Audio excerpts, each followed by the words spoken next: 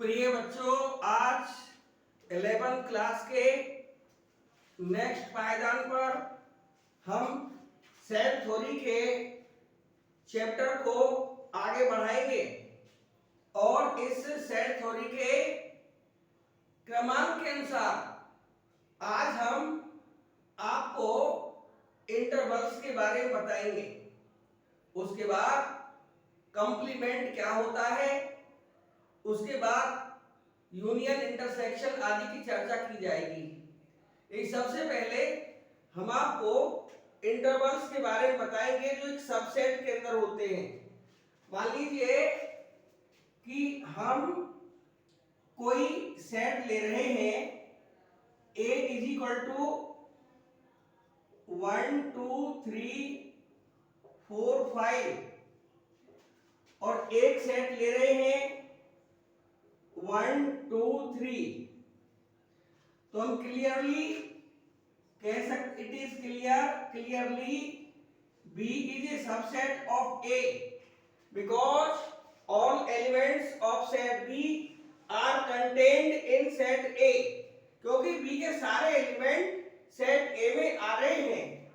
अब हम करना क्या चाह रहे हैं कि जो हमारा B है, यदि हम एक नंबर लाइन बनाएं, नंबर लाइन पर मान लीजिए 1 है, A2 है, A3 है, इसको हम सेट B बोल सकते हैं।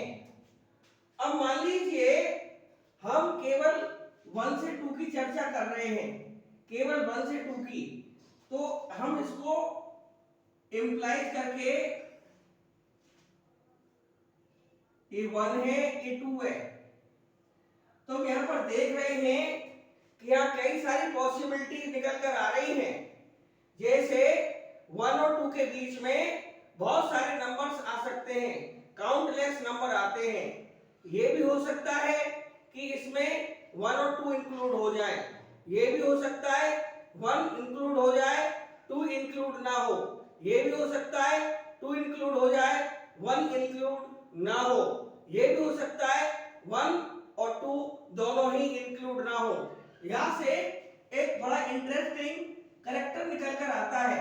जैसे मान लीजिए हमने ये नंबर लाइन बनाई, यहाँ पर 1 लिखा है, यहाँ पर 2 लिखा है, और दोबारा से नंबर लाइन बनाई, यहाँ पर ये 1 है, A2 है, यहाँ पर मैंने 1 और 2 में जो भी हमारे 1 और 2 के बीच में नंबर आ रहे हैं वही लिए हैं, यानी मैं 1 को और 2 को नहीं ले रहा हूं, मैं सिर्फ 1 और 2 के बीच में जो भी हमारे नंबर्स हैं उनको कंसीडर कर रहा हूं। 1 और 2 के बीच में ये सारे नंबर आएंगे जो कि मैंने डार्क लाइन से, डार्क शेडो से दिखाए हैं। इसके बाद मान लीजिए मैं 1 को ले रहा हूं, तो 1 को मैं ब्लैक कर दूंगा और मैं 2 को नहीं ले रहा हूं, इसलिए मैं इसे ब्लैक छोड़ दूंगा और इसके बीच का सारा पार्ट भी मैं ले रहा हूं। एक कंडीशन ये भी हो सकती है कि मैं इस बार, ये मेरे नंबर लाइन है, ये 1 है, ये 2 है, इस बार मैं 2 को ले रहा हूं, 2 को मैंने काला कर दिया है और ये सारा पोर्शन भी मैं ले रहा हूं। और अगली बार में मैंने एक नंबर लाइन और लास्ट में बनाई है, यहाँ पर ये 1 है, ये 2 है, इस बार मैं दोनों को ही ले रहा हूं, दोनों को ही ब्लैक कर रहा हूं और इनका बीच का भी सारा पोर्शन मैं ले रहा हूं। तो ये क्या होगा इस वाले पोर्शन में कि ये जो वैल्यूज है, काला काला जितना भी शेडेड पोर्शन है, काला काला शेडेड पोर्शन है, मैं बार बार कह रहा हूं काला काला ब्लैक वाला शेडेड पोर्शन है, वो कुछ भी हो सकता है। जब कुछ भी हो सकता है तो वेरिएबल होगा। मान लीजिए ये वैल्यू मेरी x है, तो ये x वैल्यू है, ये वाली मेरी x वैल्यू है, यहां पर भी ये काले से लेके यहां तक ये सारा वैल्यू है, ये भी मेरी x वैल्यू है, यहां पर भी x वैल्यू है, ये भी x वैल्यू है। यानी जो वेरिएबल होता है उसे x by z कुछ भी लिख सकते हैं। हम इसको क्या लिखना चाहेंगे कि 1 less than x less then 2, क्योंकि जो शेड आ रही है वो 1 और 2 के बीच में है, और मैंने पहले ही बता दिया है कि 1 और 2 मैंने दोनों नहीं लिए हैं, 1 और 2 को एक्सक्लूड कर दिया गया है। तो यहां पर ये जो वैल्यू निकल कर आएगी शेडेड पोर्शन की, जो x निकल कर आएगा वो 1 से तो बड़ा होगा क्योंकि x 1 के राइट में है, लेकिन 2 से छोटा होगा क्योंकि शेडेड पोर्शन 2 के लेफ्ट हैंड साइड में है। और हम भली भांति जानते हैं, क्लियरली जानते हैं कि जो वैल्यू लेफ्ट साइड में होती है किसी भी नंबर के, तो वो उस नंबर से छोटी होती है, और जो वैल्यू राइट साइड में होती है वो वैल्यू बड़ी होती है।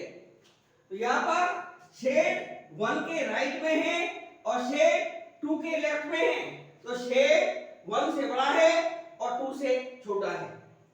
यहाँ पर दूसरे वाले पोर्शन में क्या हो रहा है, यहाँ पर देखिए 1 को इक्वल टू x भी मानेंगे लेकिन 2 से लेस देन नहीं है। यहाँ पर जो x वैल्यू है ये 1 से लगा के 2 से पहले पहले सारी वैल्यू है, तो यहाँ पर जो शेडेड पोर्शन है 2 के लेफ्ट साइड में है, तो जो x है लेस देन 2 आएगा। और क्योंकि 1 को भी मैंने शेड कर दिया है, ब्लैक कर दिया है, डार्क कर दिया है, तो 1 को इक्वल टू में लेंगे। इस वाले पोर्शन में क्या स्थिति बन रही है, इस वाले पोर्शन में 1 less than x less than equal to 2, क्योंकि यहाँ पर जो हमारा x है, जो शेडेड पार्ट है वो 1 के राइट साइड में है लेकिन 2 के लेफ्ट साइड में है, साथ ही 2 को भी डार्क कर दिया गया है, 2 को इंक्लूड कर दिया गया है, तो ये कंडीशन बन जाएगी इक्वल टू लगाने के बाद। अंतिम स्थिति में यहां पर क्या स्थिति आई है निकलकर, 1 less than equal to x less than equal to 2। इस तरह से ये 4 तरह के हमको इंटरवल्स मिले हैं एक सबसेट के अंदर। हम चाहे तो कंडीशन 2 से 3 वाली भी ले सकते हैं, हम चाहे तो कंडीशन 1 से 3 वाली भी ले सकते हैं, यानी 1 से 2 वाली ले सकते हैं, 2 से 3 वाली ले सकते हैं, और 1 से 3 वाली कंडीशन भी यहाँ पर एप्लीकेबल है। लेकिन हमने केवल 1 से 2 को यहाँ पर इंडिकेट किया है, इसलिए हम यहाँ पर केवल 1 2 के बारे में चर्चा कर रहे हैं। तो 4 तरह के हमारे इंटरवल्स निकल कर आए हैं। तो अब यदि मैं दोबारा से नंबर लाइन ड्रॉ करूं और इस नंबर लाइन पर इधर a लिख दूं, इधर b लिख दूं, बीच के पोर्शन को मैं डार्क कर दे रहा हूं, यानी जो पोर्शन है a से b तक, a और b को एक्सक्लूड कर दिया तो वैल्यू x कहलाएगी। यहां पर कंडीशन बनेगी a less than x less than b, जो कि मैंने यहां पर 1 से रिलेट करा है।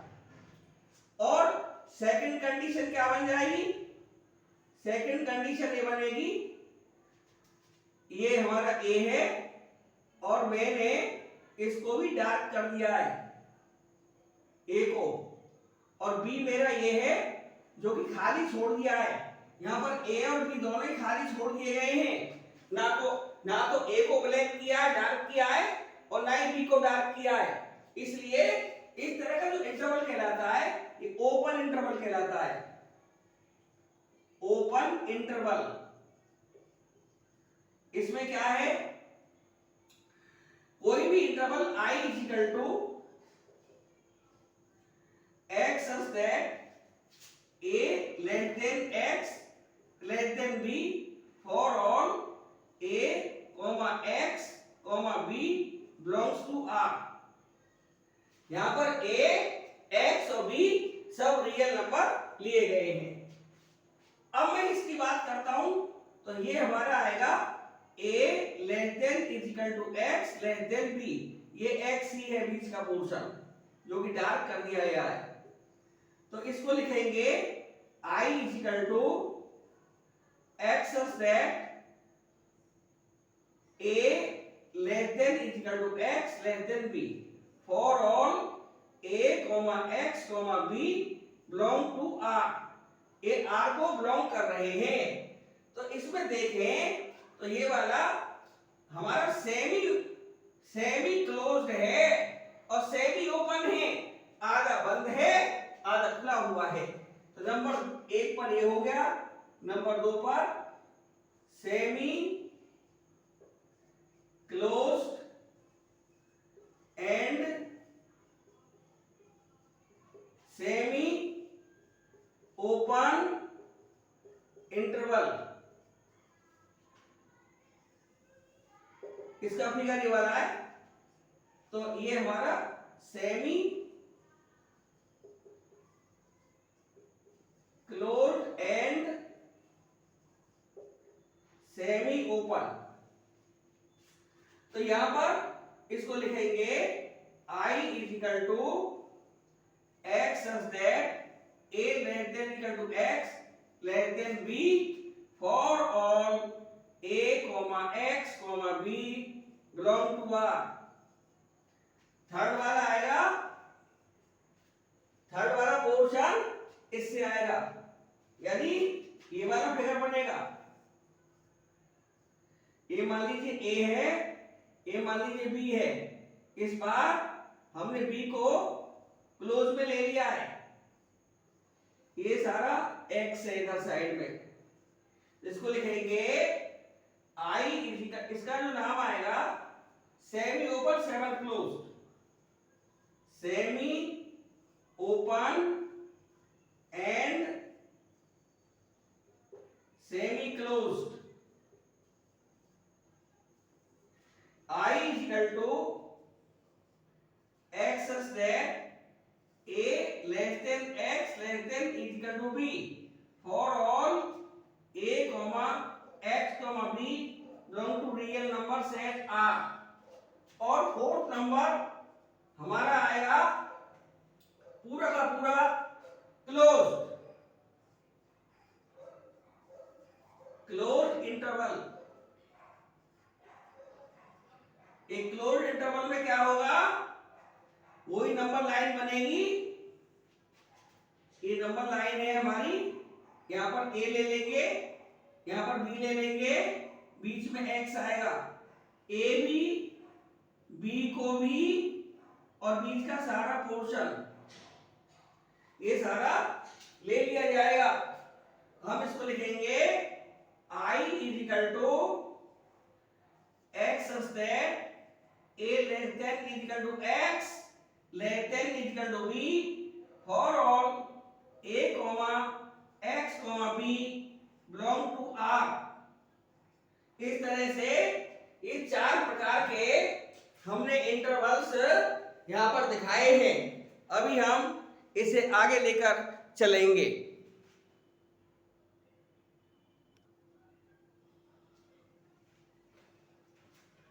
अब इसके बाद हम 2 टॉपिक और लेकर चल रहे हैं, एक पावर सेट और एक यूनिवर्सल सेट। क्योंकि हम सेट की डिफाइन जानते हैं, हमने पहले सेट को बताया था कलेक्शन ऑफ वेल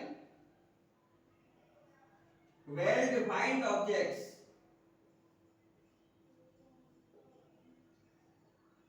ऐसे ऑब्जेक्ट्स जो वेल डिफाइंड हैं हम उनको सेट कहते हैं।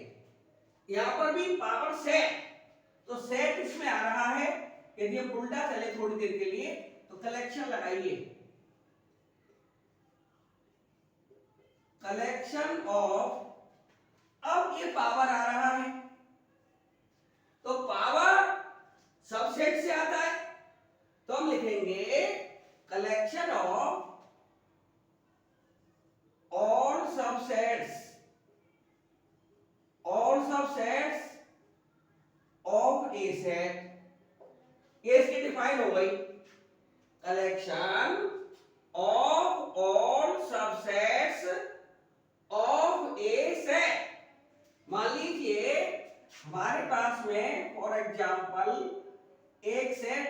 इक्वल टू दिया है अल्फा बीटा गामा। तो इसके पहले सबसेट निकालिए,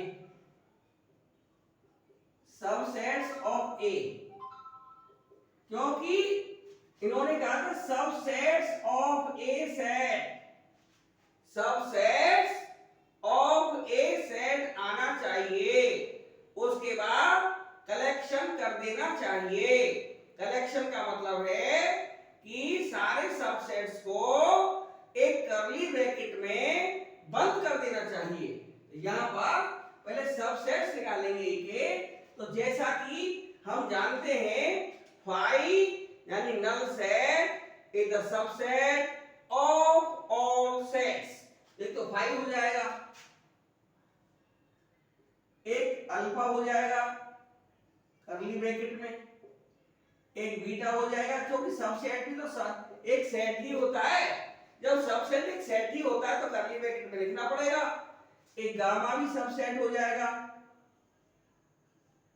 एक अल्फा बीटा हो जाएगा,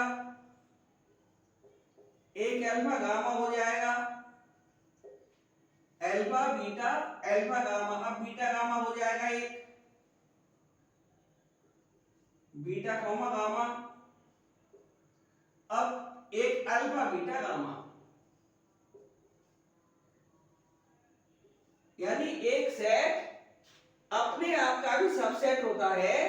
ए set is subset of itself. तो हमने 1 2 3 4 5 6 7 8 आ गए। अब देयरफॉर पावर सेट कैसे लिखेंगे? पावर सेट ऑफ ए हमारा आया सारे चीजों को, सारे सबसेट को कर्ली ब्रैकेट में लिख दे, कलेक्शन बन जाएगा। कलेक्शन कर्ली ब्रैकेट से आता है। अब यहां से और यहां तक हमें कर्ली ब्रैकेट का यूज करेंगे, कर्ली ब्रैकेट में इनको बंद कर देंगे। तो एक तो फाइव, एक अल्फा, एक बीटा, एक gamma, alpha beta, alpha gamma, beta gamma, और एक आया अल्फा बीटा गामा, और कर्ली ब्रैकेट में बंद कर देंगे तो हमारा ये कलेक्शन पूरा हुआ। अब इसमें कितने एलिमेंट्स हैं? तो इसमें एलिमेंट्स 8 एलिमेंट्स हैं, 8 एलिमेंट्स। इसको लिख सकते हैं 2 की पावर 3 एलिमेंट्स, 2 की पावर 3 एलिमेंट्स। और 3 क्या चीज थी? 3 थे हमारे, ये 3 क्या है? Number of cardinal points in set ए। तो एन ए बराबर 3 था। हमने एन ए देखा, एन में कितने? 1 2 3 अल्फा बीटा गामा, ये हमारे कार्डिनल पॉइंट्स हैं सेट ए के। तो उसकी वैल्यू एन है, तो N A is equal to 3 आया। तो हमारा जो इसमें एलिमेंट्स निकालने के तौर तरीके हैं, तो 2 की power n in general, in general number of elements इसमें निकाले, और एलिमेंट्स क्या है? सबसेट्स हैं। तो ये हो जाएगा नंबर ऑफ सबसेट्स। एक्चुअली जो एलिमेंट्स है यहां पर, ये सब के सब सबसेट्स हैं। तो जब भी जनरल में ये पूछा जाए कि नंबर ऑफ सबसेट्स कितने आएंगे, तो हमें जनरली बताना पड़ेगा 2 की power n, where n is the number of elements in a given set A, ये बताना पड़ेगा। और अब हमारा यूनिवर्सल सेट आता है। ये भी एक तरह का सेट है, collection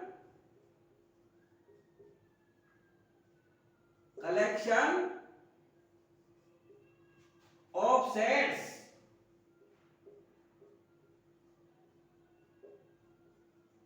collection of sets.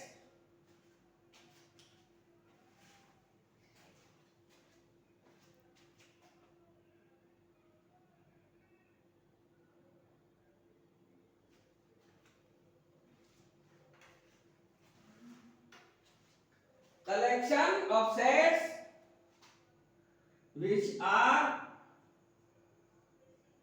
contained in a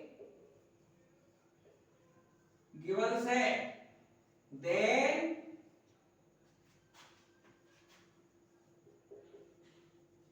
given set is called a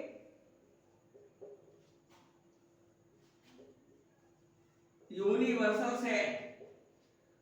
तो वो जो हमारा गिवन सेट होता है वो यूनिवर्सल सेट होता है। फॉर एग्जाम्पल मान लीजिए ए हमारा दिया है 1 2 3 4 5, बी दिया है 1,2, सी दिया है 2,3, डी दिया है 3,5। वैसे ये एज्यूम कर लिए तो यहां पर ये जो ए है इसके अंदर सारे सेट्स आ जाएंगे, यानी इसके एलिमेंट 1 2 के सारे एलिमेंट ए में हैं, सी के यानी 2 3 एलिमेंट ए में हैं, डी के 3 5 एलिमेंट्स भी सेट ए में हैं। तो ए यूनिवर्सल सेट हो गया। यहां पर ये यूनिवर्सल सेट हो जाएगा। क्या हो जाएगा? Universal set. ये यूनिवर्सल सेट हो जाएगा यदि हम ऐसे इसको यू से रिप्रेजेंट करते हैं। Represented by letter U. Diagram में यानी वेन डायग्राम यदि बनाए तो ये इस तरह से आएगा।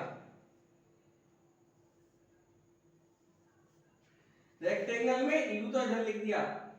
एनसीईआरटी यूनिवर्सल को लेफ्ट में मानती है, इसलिए मैं लेफ्ट में लिख दिया है। वैसे से राइट में भी टॉप पर लिखा जा सकता है। ए है हमारा 1 2 3 4 5, तो ये तो लिख ही जाएगा। सबसे पहले हम बी और सी की बात करेंगे, इनमें दो कॉमन है तो बी और सी को ऐसे लिख सकते हैं। बी और सी में क्या कॉमन है?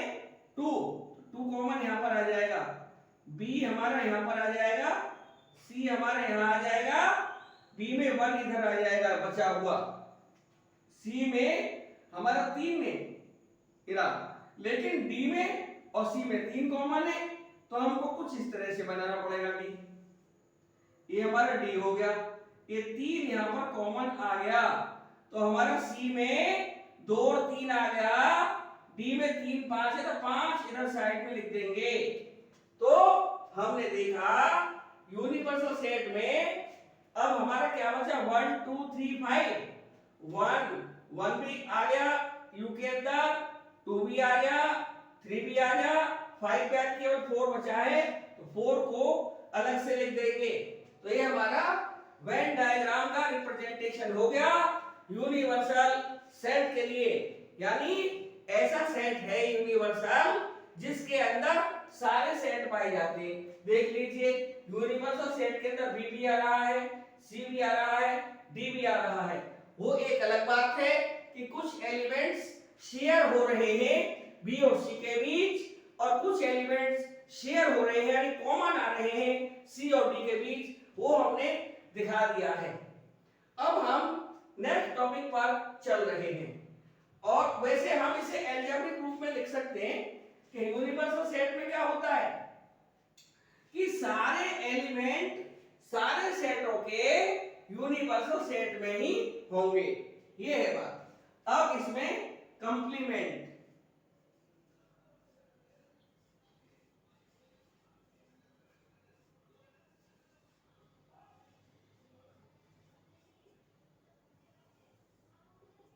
देखिए कंप्लीमेंट हम अक्सर कई जगह सुनने में आता है। मान लीजिए हमारे पास में एक सेट दिया हुआ है 1 2 3 4 5, एक सेट दिया है हमारे पास में 2 3 4 5, तो बी में यदि एक एलिमेंट 1 और हो जाता तो भी a के इक्वल हो जाता। तो यहाँ पर जो हमारा कंप्लीमेंट है किसी भी सेट का, उसे निकालने के लिए हमें यूनिवर्सल सेट यानी बड़े सेट की मदद लेनी पड़ती है। तो यहाँ पर हम जैसे कोई भी हम कंप्लीमेंट निकालेंगे उसे डैश से रिप्रेजेंट करते हैं, तो ये u में से a माइनस हो जाएगा। यानी क्या आएगा ये, यदि एल्जेब्रिक फॉर्म में लिखें, सेगमेंटल फॉर्म में लिख रहे हैं x such that x belongs to u and x does not belong to a। यहां पर जो हमारा x आएगा, जो शेड आएगी वो u में तो आएगी, यानी वो एलिमेंट u में तो होंगे लेकिन a में नहीं होंगे। एग्जाम्पल ले ले, मान लो हमारे पास में u इक्वल टू है, मान लीजिए 1 2 3 4 5 और a है हमारे पास है मान लीजिए 1 2 3, then a dash is equal to u minus a is equal to a dash dash a dash dash a difference dash a dash dash a difference, यानी u माइनस a हम लिख देंगे। तो यहां पर क्या आएगा, a को छोड़ देंगे, 1 2 3 छोड़ देंगे, 1 2 3 छोड़ दिया, 4 5 आ गया। ये हमारा 4 5 आ गया। इस तरह से हमने देखा कि सेट थ्योरी एक ब्रॉड सेक्शन है, एक ब्रॉड फील्ड है, उसमें धीरे धीरे ही चला जाता है। पिछले वीडियो में हम एब्सेंट रहे थे, उसके लिए हम आपसे क्षमा चाहते हैं, लेकिन अब कोशिश ये रही, तो बीमारियां हैं वो परेशान कर रही हैं और कुछ व्यस्तताएं भी हैं वो भी परेशान कर रही हैं, फिर भी आपकी सेवा में हम तत्पर रहते हैं। आपकी अच्छी पढ़ाई होती रहे ये हम चाहते हैं। आज के इस वीडियो में हमने सेट थ्योरी के कई पॉइंट्स को यहाँ पर लिया है। आशा है कि आपको ये पॉइंट्स क्लियर हुए होंगे, लेकिन यदि नहीं हुए हैं तो आप कमेंट द्वारा हमें जरूर बताएं, जिससे कि हम आपकी और सेवा कर सके। अगले वीडियो में हम आपसे फिर मिलेंगे, तब तक के लिए हम आपसे विदा लेते हैं, ये कहते हुए कि आप हमारे वीडियो को लाइक करें, सब्सक्राइब करें, शेयर करें और हमारा प्रसिद्ध कोचिंग सेंटर 1990 से आपकी सेवा में तत्पर है। आप वहां पर आइए और अच्छी शिक्षा लीजिए। ज्ञानलोक कॉलोनी, खुर्जा, जिला बुलंदशहर। धन्यवाद।